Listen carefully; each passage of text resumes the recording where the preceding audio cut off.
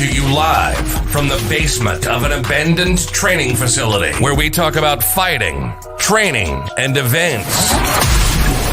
It's the Fight Mixer Show, where you can hear about all the local and world combat sports happenings. Get ready. It's time to gear up and square up because we're going live on the Fight Mixer Show.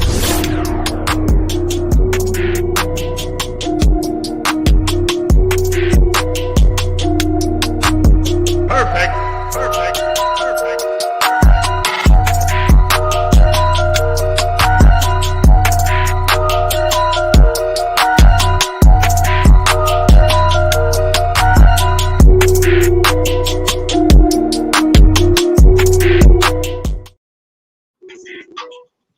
What's up, y'all? Pirate Hook. What up? Welcome to the Fight Mixer. All my bros and hoes in different area codes. Happy Thursday, everybody. How's everybody doing tonight? Sucks. What do you mean it sucks? I don't What's know. wrong with you? It's all good in my hood. Who pissed in your cereal, sir? That would be nobody. Nobody pisses in my cereal. It's the Fight Mixer, baby. We gotta be in a good mood. We got some great guests coming on tonight.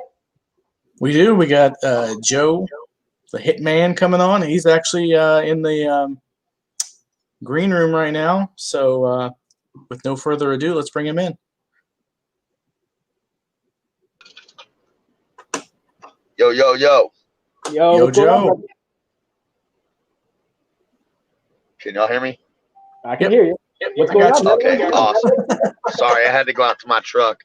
I'm out in the middle of the country, and I had to get the Wi-Fi on my vehicle just to be able to hook up. That was the problem. Yo, what's been going on with you, man? How's the weather back there? Well, I just drove from Atlanta to Memphis today. It's sorry. feeling good, man. It's a long drive. Yeah, dude, I've been on the road for the last couple weeks, man. Every weekend for the last 4 weeks, I've went somewhere. I went down to do street beefs last week and carried Nice. one of the kids I train. He has cerebral palsy named Jesse, and we have a I Can Everything movement. And he's a kid that says nobody can say I can't. You have to say I can. And we took him for a cerebral palsy boxing match, a wheelchair boxing match, and let him compete last weekend. So I stay on the road. How you doing, man? I'm going to toe the line next weekend to watch Will Chope fight for his comeback fight. Very cool, man. Very cool. And you're gonna be cornering him, right? Daniel Gray is one of my teammates at X3 Sports. He's gonna be cornering him. I'm gonna be cornering Harrison. So I've got one of my buddies that I train with at Manu's camp at Madhouse with Manu. I'm going to corner him. One of my sponsors is taking us down there. My teammate Daniel is real good friends with Will Chope, and he's going to be cornering Will. So we're just going to go down there and enjoy the weekend down in Plant City and watch Toe the Line. God damn, man. Nice. Let me see if I can get this Wi-Fi to go in the house so y'all can get a better view, because I'm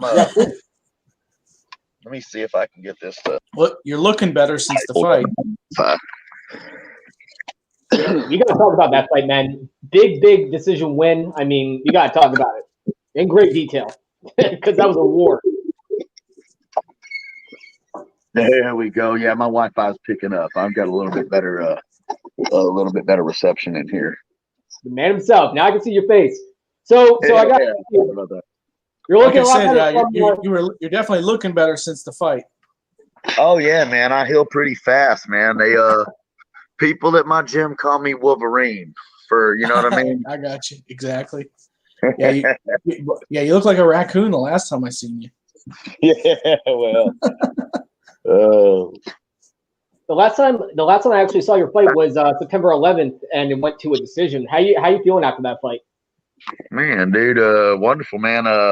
My knuckle's still a little swole. There's no breaks in it, but man, I swing power with every shot. So I mean, I'm gonna have sore knuckles with this thing, but no breaks. The nerve damage in my face has been there since I fought God, what's his name? In MMA, I broke his leg. God, I can't remember for Legacy. I had a fight against a knockout artist, and he kind of killed the nerve in my face. Some of that stuff got reignited on this side. I look like Adrian from Rocker when Rocky says Adrian. Yo, Adrian. I'm good, dude. I've got a sponsor that actually drew some blood plasma from me. They're going to do PRPs and stem cells on my face to try to regrow the collagen so I don't split open every time. And I'm going to heal fast, dude. I'll be back ready to fight again in January. You're a bad motherfucker. You know, going from MMA, you're a Bellator veteran, and then you go into bare knuckle boxing, and you're whipping it up over there. I mean, can you? Because there's a lot of misconceptions, especially when I first got introduced to bare knuckle boxing. Like, would you say that it's more dangerous, less dangerous? Like, what are the comparisons from mixed martial arts to bare knuckle fighting? Well, okay. So first off, it is bare knuckle fighting. I have to remember to not to say bare knuckle boxing because David Fieldman and whatever they did with the rules with bare knuckle fighting has we're allowed to clinch. I can reach one of my arms through, throw an underhook, and grab his other arm and pound him in the face. BKB, which is bare knuckle boxing, you can't clinch, can't tie up. There's no dirty boxing. You know, honestly, man, I'm a world class grappler too, but I like to fight, man. So bare knuckle fighting for me has just given me the opportunity to go in there and I can throw power with every shot and not have to worry about getting taken down. If a guy's taller than me, I can work in, get on a clinch, and I got shorter arms. I mean, I love it, man.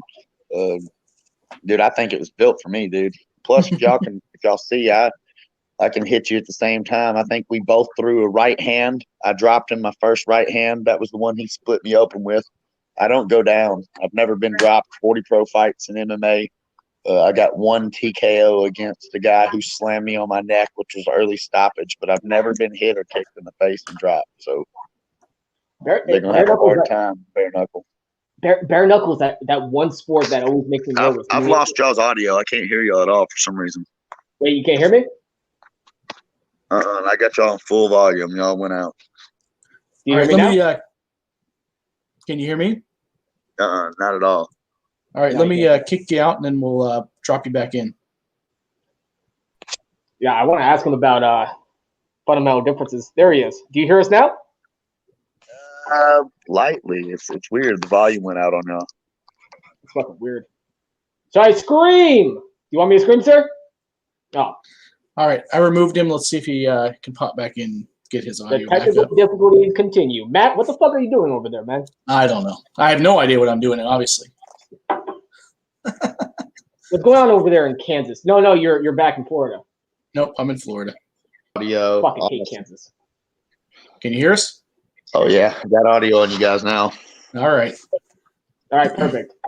So going back to what I was saying, and like I watch like a bare knuckle fight, and it's so, you know, it seems like there's no room for error, especially because there's no gloves. You know, there's, you know, the advantages to the fighter is, you know, it could be a one punch knockout at any time. I mean, there's plenty more power behind every single shot, but like it leaves no room for error. I mean, the wrong defensive move and it could be lights out. I mean, it just seems like it's so fucking dangerous, and it's so, you know, it's exciting, but for the fighter, I mean, it just seems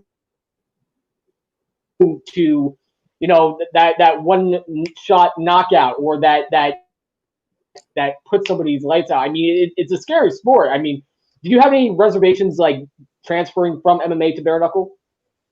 Nah, man. Look, dude. Look what Masvidal did with the flying knee, dude. I ain't got to worry about no elbows to the face. I ain't got to worry about no knees to the face. I ain't got to worry about a 6'4" guy like Will Chope or a 6'1" guy with a 7-inch reach being able to, when I throw my overhand right, throw a swift knee to my face. I can duck down, throw overhands, and drop bombs.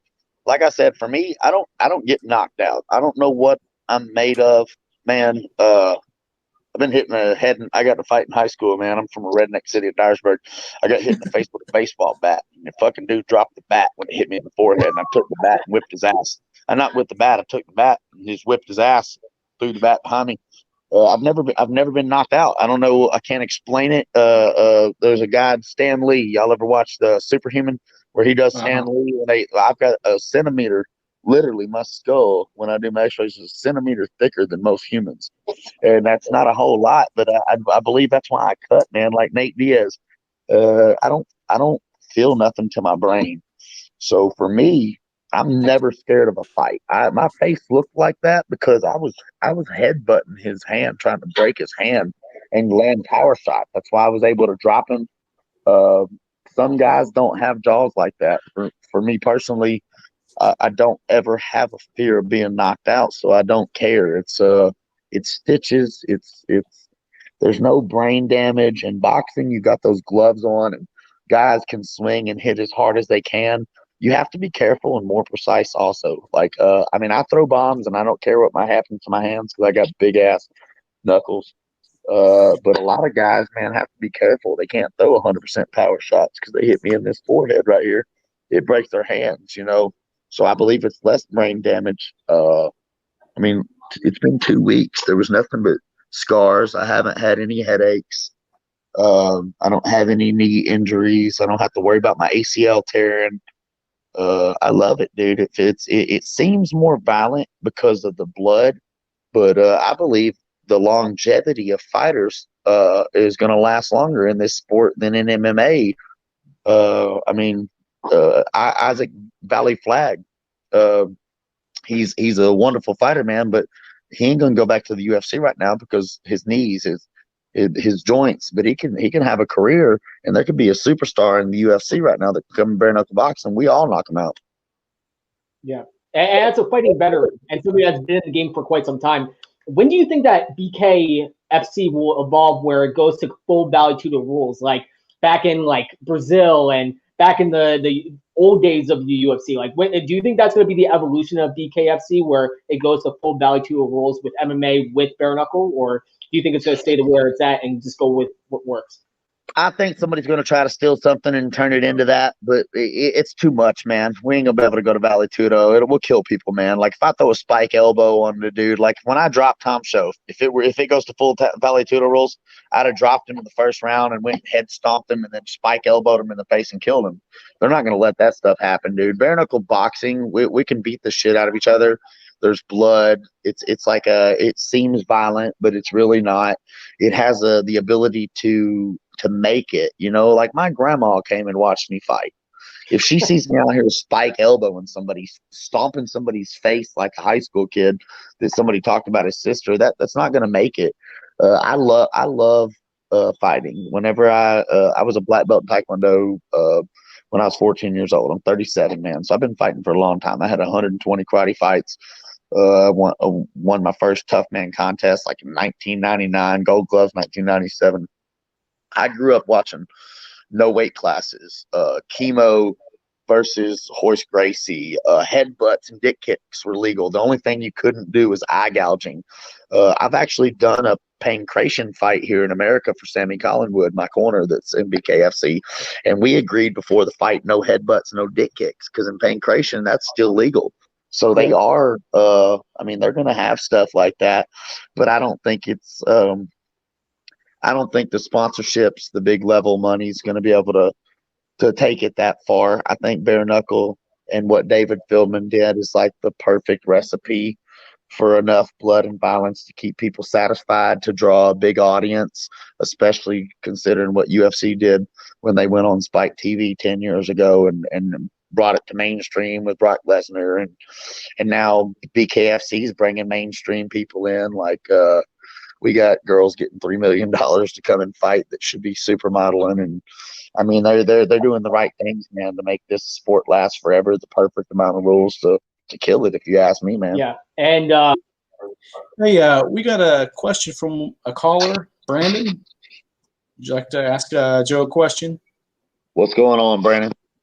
Hell on wheels, my brother, dude. That's a hell of a fighter right there, man, in a wheelchair. What's up, bro? All right. Did you hear that? I think we can hear it, brother. What's his question? You couldn't hear it? Okay. Yeah, I'm sorry I couldn't get you in. What was your question? You wanted to know what he likes better about UFC or about about BKFC versus MMA? Thanks for your question. Good question. For me, it's a fight, man. Like GSP, he's one of the greatest fighters in the world in UFC. But people get bored when GSP fights sometimes, and they'll start booing, even though he's winning. He's talented. He's one of the best in the world. He's a GOAT. You can't do that in BKFC. If people want to see a fight, which I look, people, y'all will hear me say this in almost every interview. There's some people that are born to fucking fight. There's people that are born to be like, protect the village. We live in this planet with technology, and I'm a born fighter, man. I enjoy getting hit in the face. There's other guys that literally learn to fight. They're martial artists. I'm a born fighter that learned the martial arts. You can't teach a fighter or a martial artist to be a born fighter. I don't care how long you teach them. BKFC is a place where fighters have to fight. You can't. I can throw every ounce of power I got, and you're not going to take me down and hug me. You can't take me into a corner because you're tired and squeeze me against the cage. The referee's going to break us apart, and they're going to make us do what? Fight. In the UFC, which I respect it because I love UFC. I might fight again there too, man. I'm a world-class grappler, a Muay Thai artist, a boxer. But I enjoy the fight. I enjoy the entertainment, and I think BKFC just gives me the opportunity to be able to do that.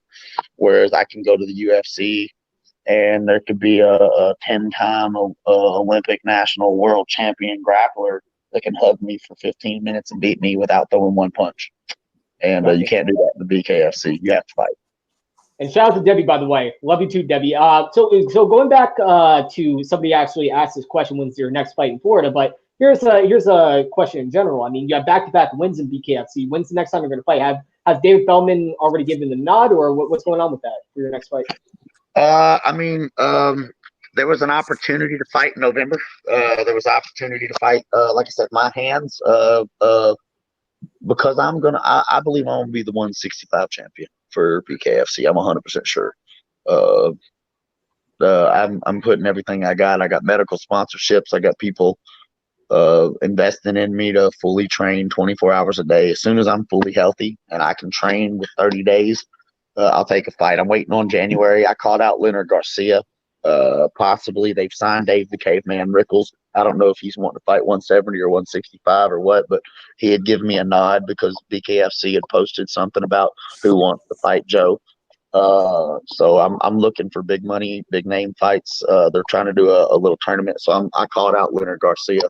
I think that's one for the fans. It's either going to be a knockout. I'm either going to knock him out or we're going to have another bloodbath fight of the night. Dave the Caveman Rickles, he's talented from Bellator. It'd be a great 165 title fight. I'm waiting for Scott Burr announced today that the Bare Knuckle Boxing Hall of Fame is going to come out with the official rankings. So we should see whether I'm in the top 5 or not on that end. So I'm waiting for all that, man. And as soon as I get all those answers and see where their mindset is, I mean, they're letting me do what I do. I've already knocked out 2 UFC veterans. Will Chope had 119 fights. It's never been finished by knockout in the first round. Max Holloway didn't finish him but by TKO until the 3rd round. I'm the first person to ever knock him down like that. So, yeah, like I said, I'm just going to wait on that, man. And they've given me the okay to fight whoever I want, told me to call out who I want. I'm just waiting on people to respond. I'll fight anybody, dude, from 165 to 175. Just whatever they want to. And from a talent standpoint, and from a talent standpoint, Dave Feldman's doing all the right things. Like, he was on the podcast and he was talking about throwing millions to bring in Mike Tyson, and he wasn't able to get the deal done. Mike Tyson was like, a little bit on the fence, but he also brought in like Paige Van Zandt and like brought in all these big names, brought you in from MMA. Like, well, what big names do you want to see coming to BKFC? Dude, I'd like Nate Diaz. I'd like Masvidal. I wish Kimbo Slice was still alive. That's just like a dream thing. This is like his fucking god, man. Rest in peace, dude. That man, I'd love to see that. Yeah, like that's I grew up on shit like that, dude. They asked me like, "Oh, you got experience? It's your second bare knuckle." I'm like, "No, excuse my language. I'm gonna say no, bitch." But I've been doing this shit since I was a teenager. We used to get a keg in the backyard and charge $5. You get a cup, a red Solo cup, and a keg, and come in the backyard. And we had camcorders recording it in Dyersburg, Tennessee, in the backyard, throwing our own bare knuckle fights. And we were watching Kimbo's Life and George Masvidal and guys like that do that. We were doing the same thing. We'd bet money and make videos and that was before YouTube and all that stuff. So for me, bare knuckle brought back fighting. For me, man, I want guys like that don't mind getting their face peeled off. And just like what was it, the baddest motherfucker alive, man, Nate Diaz wanted to cry when they stopped that fight for his cut across his face. And there was a time in the 4th round, if y'all go look and watch my fight, that referee was like, "Man, we're gonna stop this fight." Dude, I went and I looked at him like this and I said, "Don't you fucking steal this fight from me. I'm winning this fight. Who cares, man?" I'm like, "You're the only one concerned about my face. I'm fine." And the referee looked at me, the doctor, not the referee, the doctor. He looked at me and said, "Are you all right, man?" And I said, "Dude, I'm fucking fine. I promise." And that's when I held my hands up in the air. And he said, "You got one more chance. Don't get hit in the face." And that's when I went to that high and tight guard, dude. I put my right hand over my face and I fired it and pulled it back. And I got the drops and the knockdowns, and I went from I kind of resisted in the 3rd round. I got worried they were going to stop the fight, let them beat my ass. But by that 4th round, that's when I went Terminator. When they stopped that fight that last time, I was like, you know what? I got to cover my eye up and split my hand. And I was holding my hand over my eye and just going for glory. You know what's crazy, man? Like I hear such a similar story from every single fighter. Where like I used to, like back in 8th grade, I bought weightlifting gloves. Like I saw UFC and I bought these weightlifting gloves, went down the soccer field like in Emerson, and we used to just hammer it out. We used to just fucking like just duke it out. Like fucking bare knuckle fucking kick each other's asses. Like, yo, dude, that was like every single fighter's story. It started off with just a fucking staged fucking fight club somewhere. Yeah, and that didn't help too, because I'm Fight Club era. And the only rule in Fight Club is nobody talks about Fight Club except for on my dude. If we'd had Facebook back in the day, holy shit, man, we'd have been in trouble because we had more people show up back then before they had this. Now, now you can't hardly get nobody to show up because everybody's got too much political shit. Yeah, I'm so glad there weren't like camera phones back in the day, and fucking camcorders weren't like widely spread, because diapers would have been at our houses and fucking like we would have gotten spent away. That's like, exactly that's what I meant, because the parents would have been faking some accounts and monitoring that shit. We could keep it secret. 100 people could show up out in the country. We could drink beer and kick ass and 21, you know. Yeah, man. So you said you went down to watch some street beefs. What do you think of that whole aspect of it? I love them, dude. People can talk shit, but they don't allow blood. So even though they don't do certain things that the commissions have, they've got a kid who's 11 and 1 that has autism. The state won't let that kid fight. Jesse trains every single day. He has cerebral palsy. Jesse Sparkman. ICanSparkman.com. If y'all want to check me out on Instagram and on Facebook, by the way, please donate. We're trying to get Jesse a sports wheelchair. Chris Wilmore is actually going to buy the sports wheelchair for him on the 23rd of this month. I was going to announce it then. And so all the money that I have on the GoFundMe for Jesse is actually going to be so he can train with Floyd Mayweather down in Vegas. We're going to carry him down there. Wow. Without those guys, dude, those people tell that kid with cerebral palsy that he can't, man. Why can't a man in a wheelchair that has cerebral palsy that wants to box do exactly what men do? They're taking his manhood away. And Chris Wilmore just gives people an opportunity to express their manhood no matter what it is. And from what I've seen when I was down there, they do it in a way that protects them too, man. They were, as soon as there was blood, they would stop the fight. They couldn't stop the blood. The fight was over, and I mean, it sucked, but it was what they have to do to keep it safe and allow the event to happen the way they allow it to happen. And I mean, even my guy, man, it was his first fight. He's got 57,000 views with a head kick knockout. that he got, and we all hung out afterwards. Family environment. It was wonderful, dude. I've seen a lot of comments, and I was wondering what would go on when I got there, but it was such a beautiful thing. And I've actually talked to Nate Shook. He's the matchmaker.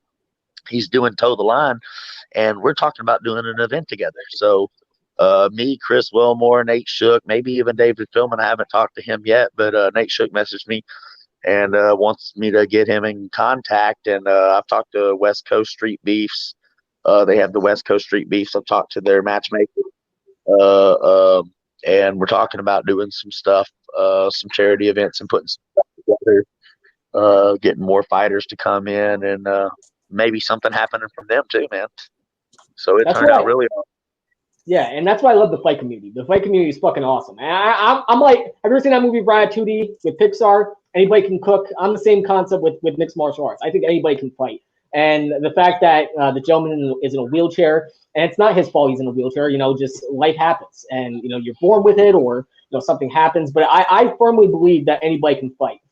Just put on some gloves, let him go at it, let him be a man, let him do his thing. And, I love how the fight community circles around these great folks, these brave individuals, and let them go out there and fulfill their dreams, and let them be a man, let them be a fighter that they are. They have the fighter inside. It doesn't matter what's outside. It doesn't matter, if they're on a wheelchair, if they have Down syndrome, if there's something wrong with them.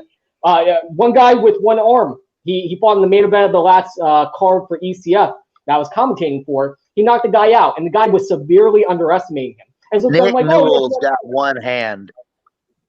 Nick Newell was told the same thing. Dana White said he would never. Nick Newell signed with Bellator. We fought on XFC together.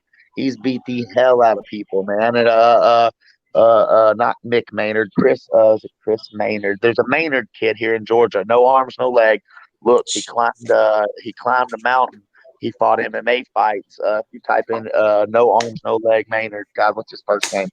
I mean, I just believe in this stuff, dude. People don't know this about me, but I have an adrenaline gland disorder and extremely ADHD. I had special classes when I was a kid. Mixed martial arts was what made me feel able to talk to people. I used to not be able to. I'm super hyper, even at 37 years old. I talk 100 miles an hour. The energy that I'm giving in that cage is not a fake. It's like that's me going, trying to get it out. I stim. So for me, it's a special. It's even special close to my heart because some people consider ADHD and the things that I have and my inability to pay attention to mental disability. I'm married to my wife. She's in my corner. She's a first grade teacher. And when we first met 12 years ago, I used to fall for the whole ADHD thing and think I couldn't concentrate. She said, everything. What I like about every disability in the world is the ability inside of it. And every disability has ability, and that's the main word you should focus on. And for me, being able to do stuff like that and just letting everybody find their ability. Bruce Lee even said it, man. Don't be the glass, be the water. Don't let everybody turn you into the best version of them. That's not a coach. The coach should just make you the best version of yourself. No matter what your ability is, you can maximize that and live life to the fullest, dude. And Brian Holstein says, looking forward to meeting you in Plant City on the 16th. Man, me too, bro. I'm coming down. I'll be down Friday about 1:00. Yeah, awesome. And I got diagnosed with the same thing in 8th grade. I mean, it's not a bad thing. And we found a home and we found a place. MMA community, always acceptable. Put on some gloves. Let's fight one another and fucking drink a beer afterwards. So we found a home, which is the best part. But I got a question for you before we wrap this up. So, you had there he is. What's going on, fellas? What's How you doing? We got one more question for Joe, and then we'll get on with Nate here. Awesome. What's one more question?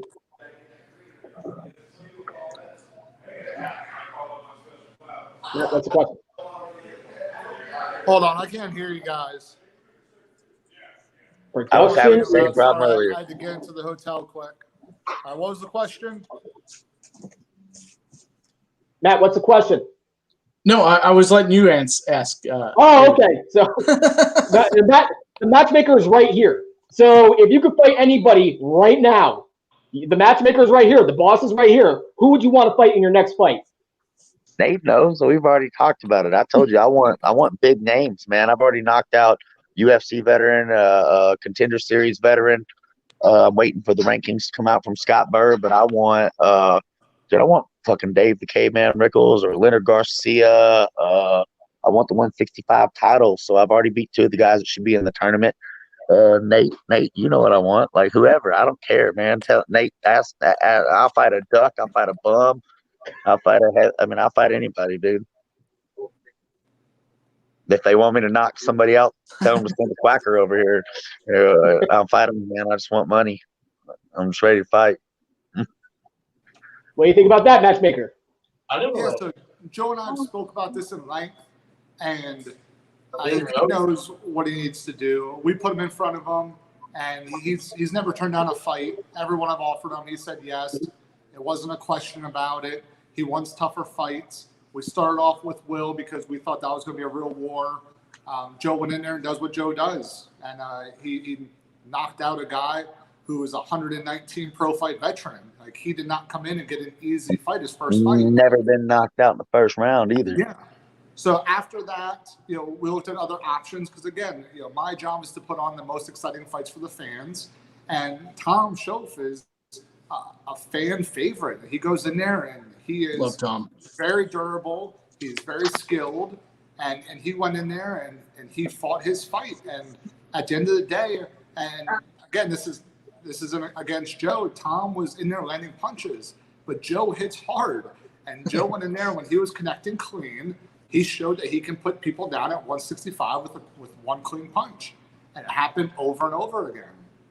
So moving forward, I think what makes the most sense is him fighting someone else who has a little bit more experience, and that gets him in line for a 165-pound title fight, or we start off the tournament and we see what he can do.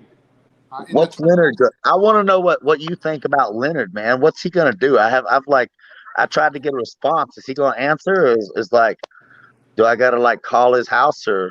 I mean, look, Leonard Garcia is another fighter that everyone we've ever offered him, he's taken the fight. So Let's go. If he's looking to continue fighting in bare knuckle, I think that's a fight that makes sense. And I don't see him saying.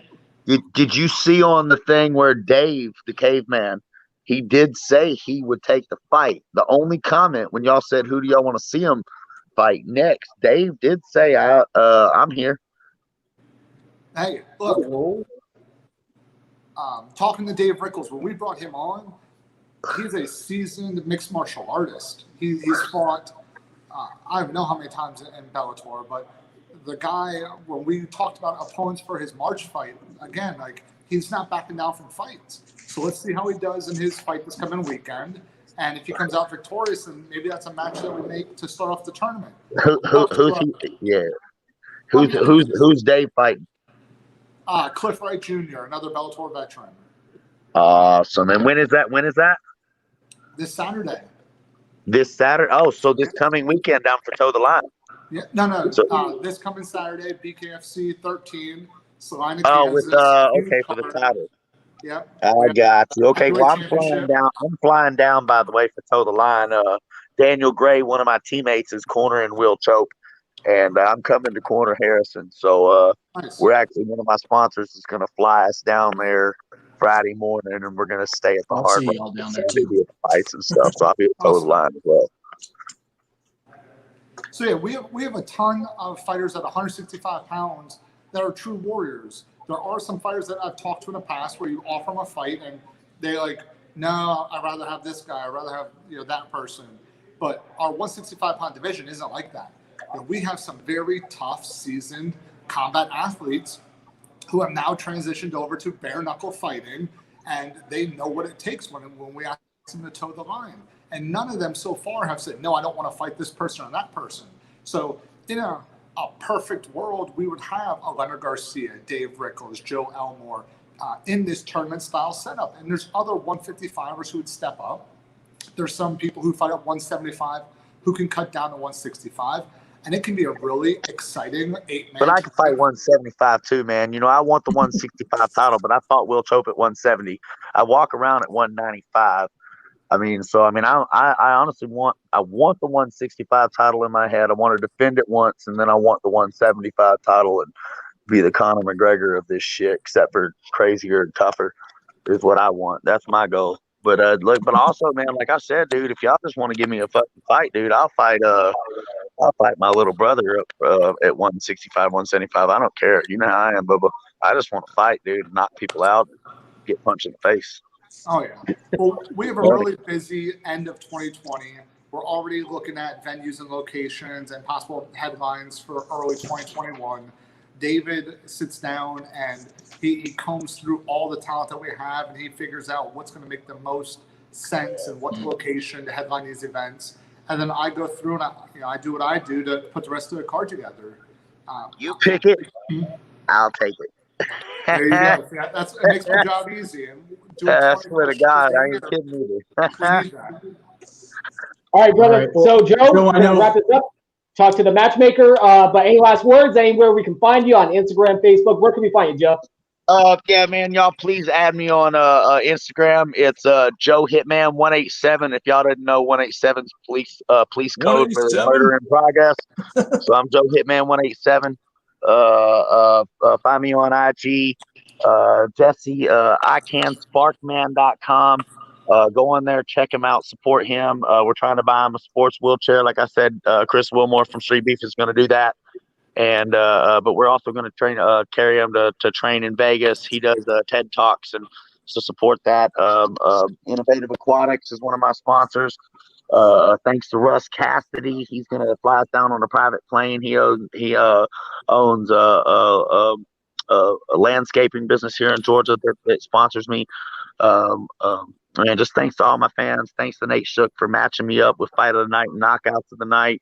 Like I said, I'll keep fighting everybody. BKFC, David Philman, thanks for giving me a home and finally making a caveman sport that was built for me. My wife, literally my best friend, my corner woman, probably the only reason that Nate and his girl like me at all, because she makes everything easy. She does make things easy. And yeah, man. Thanks to BKFC for standing up for America too, man. God bless America. Above all else right now. So Hey, God give bless. me 1 second. I gotta get my charger at 2%. I did love all the patriotism at the event. That was awesome. Yeah, it's nice. It was nice to see some of that still in the United States. I've actually got a recording of David Philman in the back, and he said he ain't having none of that anti-America shit, and I appreciate that. So God bless America. God bless America. Well, thanks for coming on, man. You're welcome on anytime. This was a wonderful interview. Always. Thank you. All right. You're the man. Thank you very much, Joe. Y'all take it easy. I'm gonna watch Nate and see what he's got to say. Y'all take it easy. Have a blessed night. All right, bye. Awesome. All right, Hey, Nate sorry, Shook, guys. it's so good, brother. Hey, the man with the best job in the house, Nate Shook. What's going on, brother? How you been? Just really busy, guys. We just got finished with Toe the Line 2 weeks ago, and now we're going into BKFC 13. We got Toe the Line 2 next week. We have tryouts we just announced for end of August. End of October down in Arizona, and then November 13th we're working on BKFC 14. We're working on Toe the Line 3 in Kansas, and then Toe the Line 4 or BKFC in December. So it's just been swamped. All right, so don't lie, sir. Who are you going to match up Paige Van Zam with? Who? Tell us. Surprise. So, Paige Van Zandt is a main event fighter. Dave Feldman has always handled the main events. There are some names out there floating around. We do have some ideas about some other things that we'd like to do to find her opponent. So we'll know here in the next couple of weeks which direction we're going. But we're excited. Is she going to have to work her way up, or is it going to go straight to the heavy hitters? We'll see. We have some bigger name females that are interested in the fight, and we have some up and coming prospects that are interested in the fight.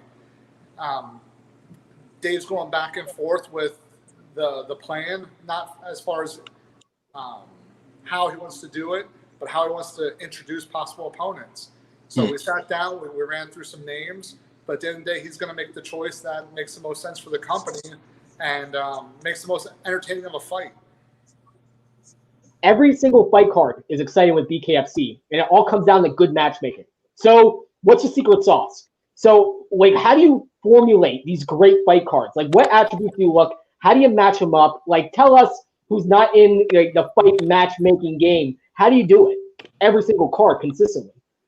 Well, first, we have a phenomenal team. And one thing that a company needs is a team that can work together, find the right talent, and just be cohesive, because matchmaking's not an easy thing. It comes down to Dave finding the headlining and sometimes the co-main events that he wants on a card, and then us knowing the right managers, gym owners, coaches, and fighters to get them on these cards. And just like Joe said, like, we can't predict who's going to win and how it's going to go. So when we matched like Joe and Will Choke, I didn't know how that was going to go. I didn't think Will would knock Joe out, but I thought that he could beat him up with, you know, his length and cut him up and make it a difficult fight like Tom Schoaf did. But Joe proved that, you know, he's tough, he's durable, he hits hard. So he goes in there and he was, you know, throwing you know, his haymaker punches, and he landed one. I think it was like 52 seconds. Yeah.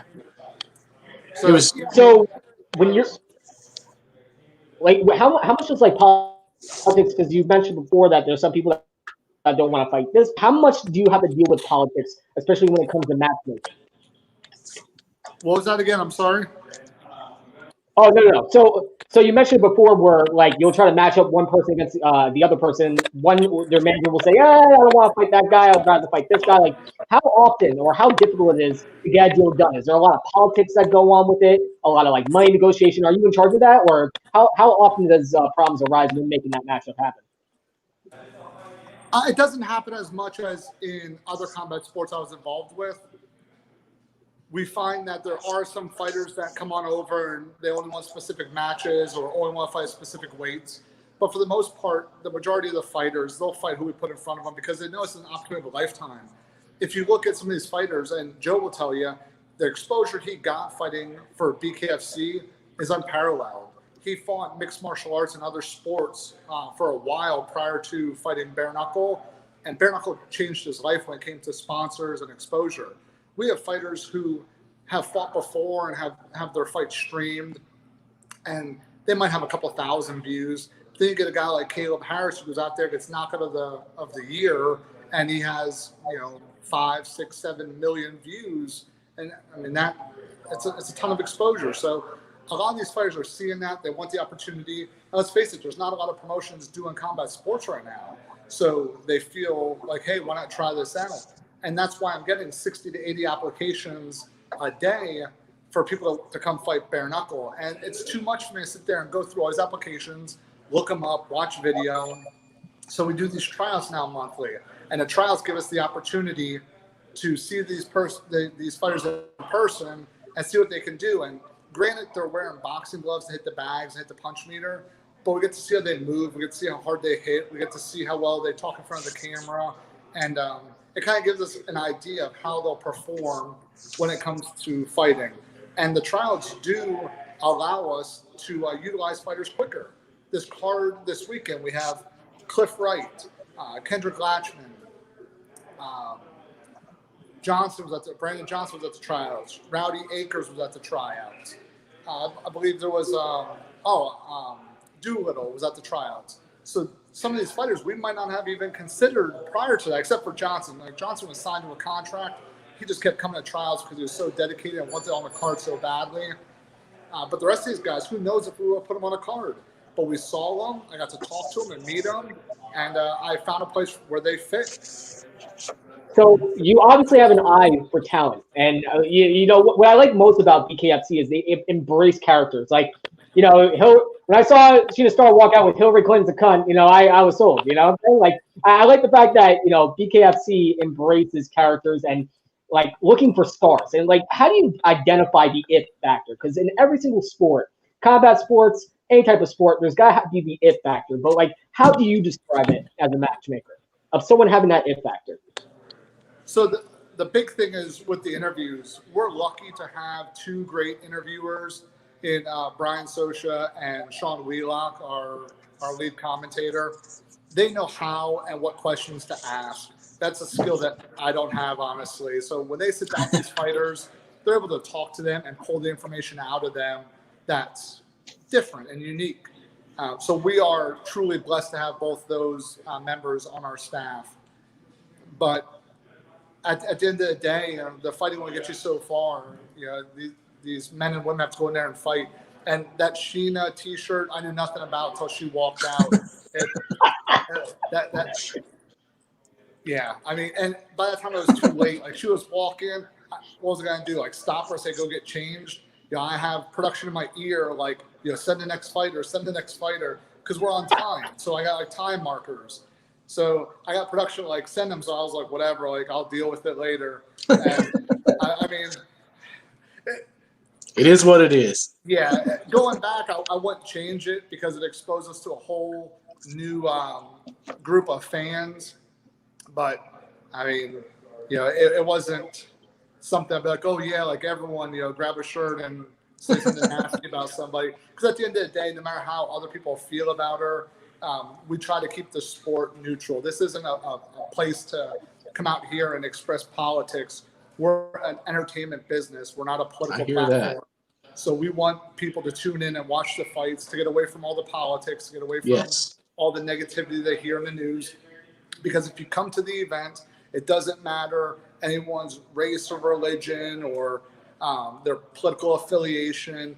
All this stuff, people are competing and they're enjoying the aspect of the purest combat sport. And we're the fastest growing sport in the world.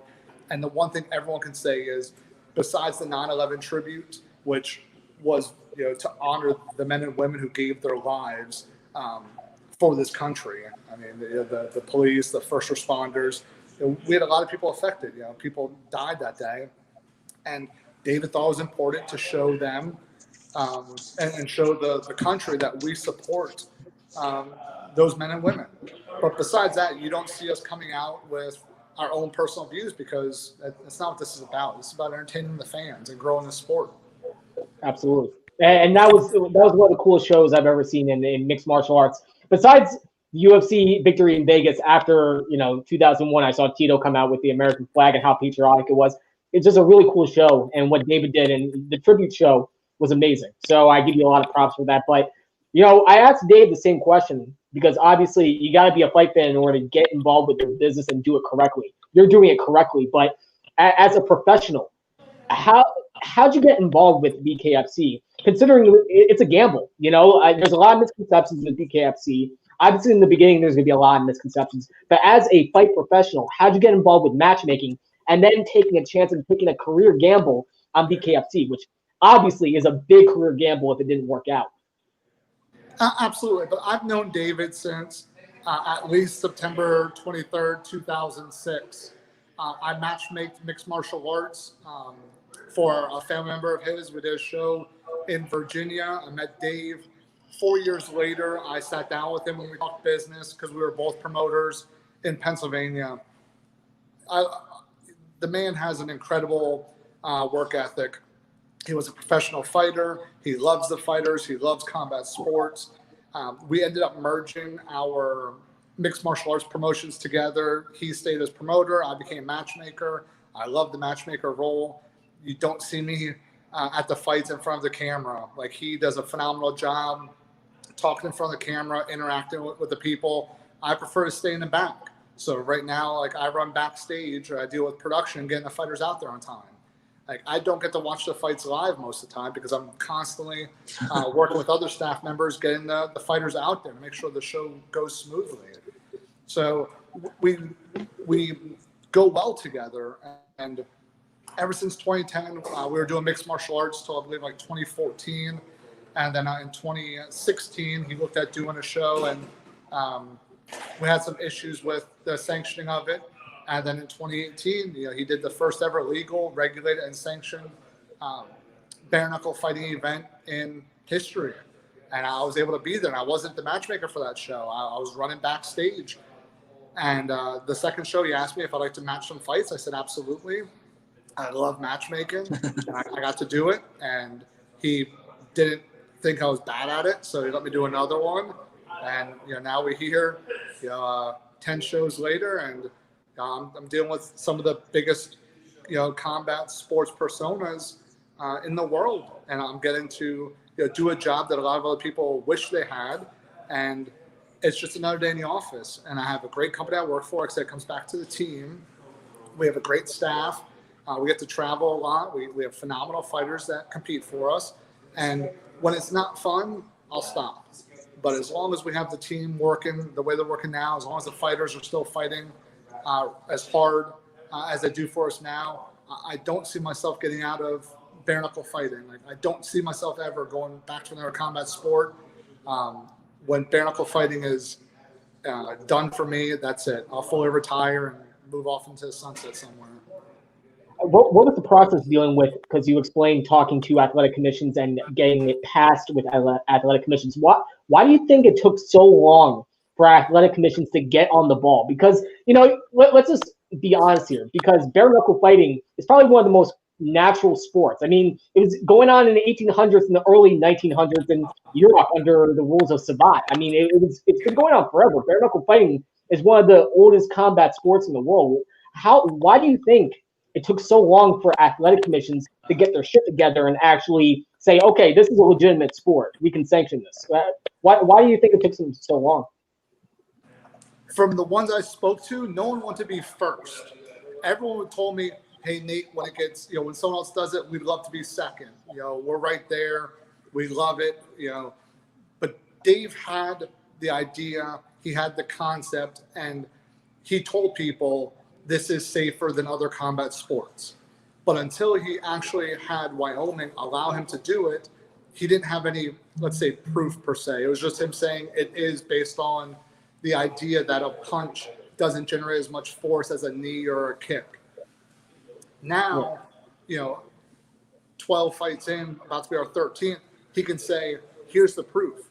We are safer. And even, let's say we're not, let's take the argument out that we're safer. Let's say we're not more dangerous. If you look at it from that aspect, that we're not any more dangerous than any other combat sport, then how can athletic commissions not approve bare knuckle fighting? I mean, we say we're safer, but let's just say we're not any more dangerous. And then it's kind of hard for them to sit there and say, well, yeah, we're not going to approve it. Because at the end of the day, if you've ever been punched in the face, would you rather get punched with a bare knuckle, or would you rather have someone grab you by the back of your head and smash their knee into your nose? Most of the time, you're going to say you'd rather be punched in the face. And most men I know growing up have been in a tussle, in a street fight, in a fight with their brother. Like, they've been punched before, so they know how it feels. And at the end of the day, we're the fastest growing sport in the world, and the stats show that, we're safer than everything than the other combat sports out there. So I think we're going to see more commissions in 2021 get on board, because we're still doing shows. When other people aren't, we still are, and we're safer. Are you trying to get into New York? What's the process, and how's it going getting bare knuckle sanctioned in New York? So we have people on our staff that focus on getting it in front of different athletic commissions. David's on the phone a lot. We just had a conference with 2 other state athletic commissions to get it legalized. He has been in talks with some of the northeastern states. So that's his specialty. Like, I stick to matchmaking and trying to get him where I can in front of people. But at the end of the day, this was a sport that Dave dreamt up, and he can, pitch it better than anybody else. So he's going to stick with finding the athletic commissions he wants to pitch to and pitch it to him. But I'd love to do it in New York, and so would he. Who doesn't want to do a show in, say, Madison Square Garden? Yeah. And I gotta be front row seat to watch that, because I'll be very excited you guys can get in New York City. I mean, that's the mecca of the fight business and of the fight game. I mean, you guys gotta get into New York. Hopefully come to New Jersey too. I mean, that's gotta be the goal, right? Top goal? What do you say? Man. I would say New York. Yeah, we'd love to do New York. I mean, it's a no-brainer. Like, when people think of combat sports, they think of Las Vegas. They think of Madison Square Garden. Right. For me, I'd rather be in Madison Square Garden. And that's just a personal opinion. I'm not going to sit here and say it's bigger, it's better statistically. I'm saying, as a person, I'd rather matchmake a card in Madison Square Garden. and that would complete my career. I think that would be the high point of combat sports for me. Nah, just stay in Florida. That's all I gotta say. Now, That's where I'm at. if you can match up anybody, like you look at the talent pool in both MMA, boxing, anybody. Because I got really excited when Dave Feldman said he was about to drop millions to bring in Mike Tyson, which I'm sure gave you a heart attack too. Because if you're a fight fan, you gotta be a fan of fucking Mike Tyson. But like from a matchmaker perspective, dream fights. Hey, What fights do you hold on, want let to me see? yell at these people because now they're just getting loud and obnoxious. Give me 1 second. Hey. I'm Hey, about to yell at people. keep it down a little bit. Thank you. Sorry. Where are you at? I just got back to our hotel because we've been running around. I'm gonna go back in here. Are you're just yelling at strangers? They're being loud. I'm trying to. This is important. All right, so we'll do this. Damn straight.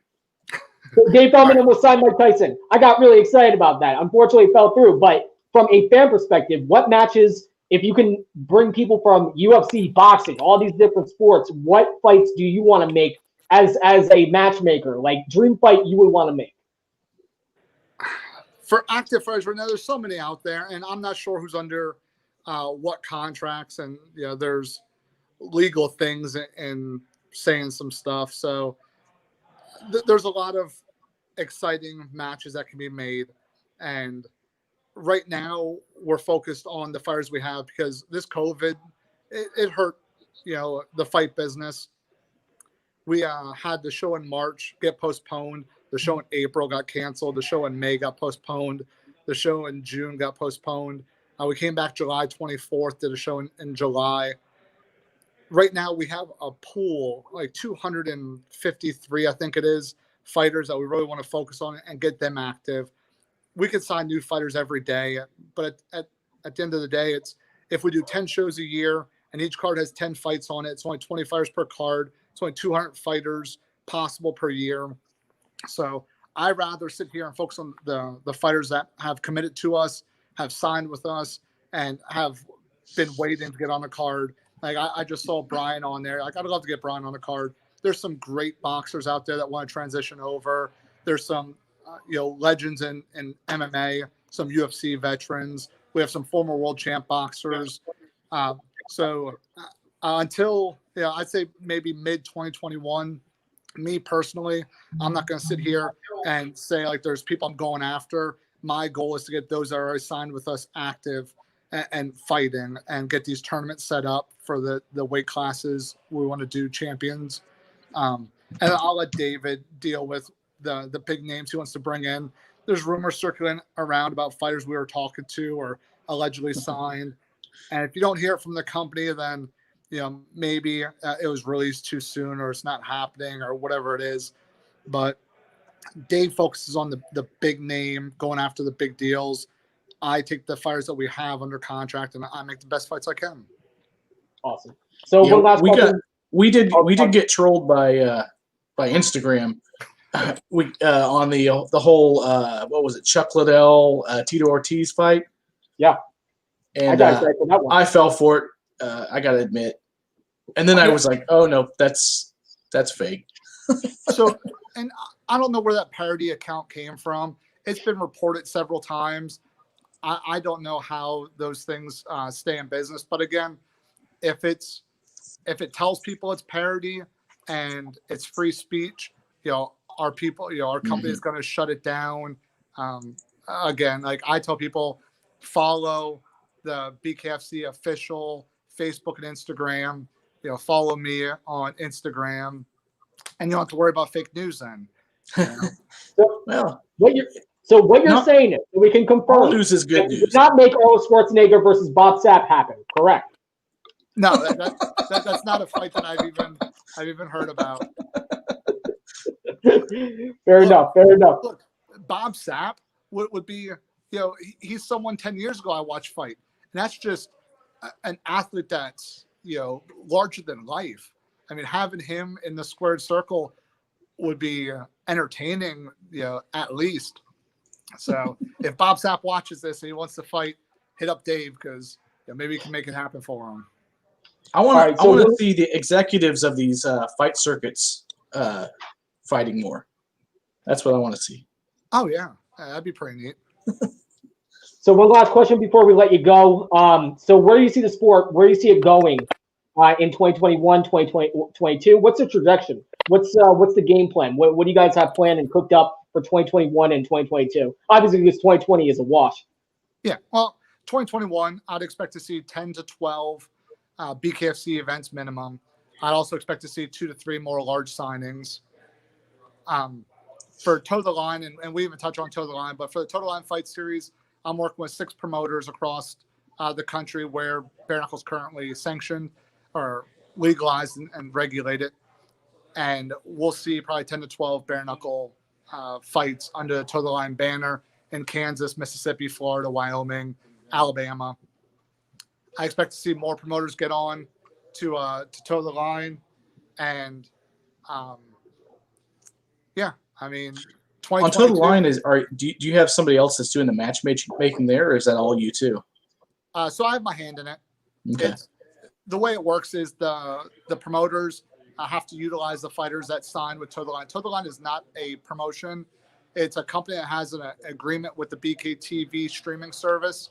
And the agreement is that I'll find local promotions and regional promoters to produce combat bare knuckle fighting events, and it'll be streamed exclusively on the BKTV app. So I am not the promoter of those shows. I do offer assistance in matchmaking. We do sign fighters. We do bring on sponsors. We bring in the commentating team of Sean Wheelock and Joe Warren, which is a phenomenal team together. We bring in announcers a lot of times. I coordinate with lighting companies, and I just assist them in making their product better and streaming it to the masses to grow the sport of bare knuckle fighting. Because at the end of the day, BKFC right now is the only active bare knuckle promotion I know of. So the Toe the Line Fight Series helps grow these smaller promotions into something a little bit bigger. And then it allows me and David to see the talent at the lower levels and decide if we want to bring them onto the bigger stage, because it's a different ballgame. When you step inside that squared circle and have all those lights and you know that millions of people are going to see your fight, it's not like fighting, at your local club. So expect, kind of recap it, 2021, 10 to 12 fights from BKFC, 10 to 12 shows at least from Toe the Line. 2022, I definitely expect to be abroad again with BKFC, hopefully UK, Thailand, maybe somewhere in the Southeast, Mexico again, maybe Canada. And I would be shocked if we're not doing 30 to 35 shows a year between BKFC and Toe the Line. And I might be shooting low there. I mean, we are postured to do 40, 45 events a year come 2022. And that's not exaggerating. We literally have everything in place where we could do that, because we anticipate 7 other states opening up in 2021 and then another 3 to 4 minimum in 2022. And that's just the ones that we've been talking to. So people might see our sport and say, hey, we need revenue. Let's get them in here, because we're putting people in seats. We're bringing TV deals to the table. We're not, a local or regional promotion. This is the largest bare knuckle fighting organization in the world, bar none. You got a great product. You're a part of a great sport. You guys are innovators of the sport. You guys brought essentially a sport that was dead, bare knuckle, and you brought it back to the forefront. It all starts with you, and it all starts with David. So I appreciate your time. I appreciate you guys introducing the world to bare knuckle fighting again. And thank you very much. Anybody want to shout out any Instagram accounts where we can follow you that doesn't say that they're booking Tito Ortiz versus Chuck Liddell? Tell us where we can follow you, brother. Yeah, so thank you very much for having me on. I really appreciate it. Sorry I was a little bit late. We have a lot going on today. It's fight week. But for those that want to follow us, BKFC_matchmaker to follow me. Also, Toe the Line Fight Series to get all your news about Toe the Line. You can also follow the BKFC official Instagram and Facebook pages. Follow us on YouTube. You can watch a lot of the fights there. And then just quickly, we have 2 major sponsors that have been phenomenal to us. So I always like to say thank you to them. We have Tiger Life Energy Drink. If you love energy drinks, it's a very clean energy drink. It's amazing. It's awesome. One. Yeah, it's a delicious drink. I'm not just saying it because they're a sponsor. Pick it up at your local convenience store and try it and tell me if I'm lying. It's amazing. It's amazing. I taste it. It's great. Yeah, I was just drinking one right before I'm in here. That's probably why I'm a little bit wired up. And then Fusion CBD products. They've been with us for a while as well. So I just want to say thank you to them. They've been true supporters of not only the BKFC events, but also like the press conferences and Total Line Fight Series. And Tiger Life has been a part of Total Line as well. So thank you to them. Thank you to my team and everyone that helps us out here. We have a huge show this weekend. People can watch it by downloading the app in the App Store or going to bkTVapp.com. It's only $3.99 a month. You know the cheesy slogan where it's less than a cup of coffee. You can watch bare knuckle fighting, 1 or 2 events live, plus shoulder content, tryouts, and all this other stuff right on the app or stream it at the website. And we have a huge card this Saturday with our heavyweight world title on the line. Nico Hernandez fighting on the card, Olympic medalist Dave Rickles, and 6 other really entertaining fights that I'm excited for. You might not have heard of their names now, but I promise that after this weekend, at least 2 of these men will be shining, and you'll see them on, with hundreds of thousands, if not millions of views because of their performance this weekend. Yeah, I'm absolutely positive it's going to be an incredible card because you made it, and with consistency, you have been spot on every single fight card. Every fight card is better than the last, and I thank you very much for coming on the show and sharing some of your knowledge and dropping knowledge on all of us who are fans of BKFC. And if you have anything you want to announce, don't hesitate. You got my information. Give me a contact. We'll get you Absolutely. on. Thank you all so much because, matchmaking and fight promotions, if you talk to people, it's a thankless job. People, we pretty much get yelled at about stuff. So we come out here and, like I said, we try our best every show. We love what we do. That's why we're so passionate about it. If we didn't love it, trust me, we'd be doing something else. But thank you both for having me on. I look forward to it. And let's do this again sometime soon. Absolutely. Yep. Thank you I'll very see much. you down here in Florida. All right. Thank you, guys. See ya. Have a good one. I love fucking talking to him. We had 2 great guests tonight. Holy shit. Yeah, I think that was a great show. And minimum production errors. Holy Minimum production. Shit. I need to work out pulling the call in. I mean, I had him on my thing. I couldn't get him back into the system so we could all hear it. But I think we're 2 steps away from actually being able to have. And as soon as I put that banner up there to call in, they were calling in. So I'm super stoked to be able to talk to our fans and let them talk to the guests that we have. So it'll be big here in a few minutes. Well done, brother. And that's what she said. Did you get that? No. No, fuck me. Come on, man. That was like the perfect moment. There's no room for that here on the show. God damn it. All right, so what do you have in store for next week, sir? I think there might be a guy. Let me see here. I believe. What do you believe? You would put me on the spot. I want to make sure because I've been getting my dates mixed up. I had the same problem in high school, baby. So Thursday. Yes. Okay, I want to make sure. We have 8:30. We'll be having Mike Rodriguez on. He's the one with the fake dick pic. Oh yeah. Yeah. So he'll be on talking about that fight and what a shame he lost that one due to the comeback in it from that call. Because it was fucking bullshit. It was shitty because he was pounding it the whole time. And then some other guy I've never heard of, Don Fry. Don Fry coming on. Bullshit. Fuck you. Yep. Really? Yep. We had some mix up, a couple weeks ago. I was talking to Don about coming on, and then his manager didn't realize it, so we got it all squared away, and he'll be back on Thursday at 9:00. one of my childhood heroes, Don Fry. Yeah. Can't wait to talk to him. That's going to be a great show. It will be. amazing. Also, I'm going to mispronounce his name on Wednesday, though. David Dvorak. Dvorak. I think he's from Yugoslavia, I believe. Ukraine or Yugoslavia. Anyway, he just had his UFC win. So that's for the girls' show. So